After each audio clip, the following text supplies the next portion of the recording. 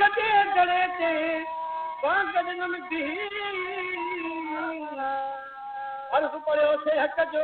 वजूद सां वेही अनवर कयो सही सौदो सचाईअ जो उस्ताद फकीर अलाउद्दीन साईं जी ने काफ़ी ला फरमाइश आहे फकीर साईं जी पूरी करण फरमाइश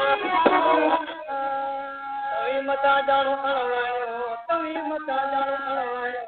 मावणो आया वायो आया वायो आया वायो आया वायो आया वायो तवी मता जानो अणवायो मावणो आया वायो आया वायो आया वायो तवी मता जानो अणवायो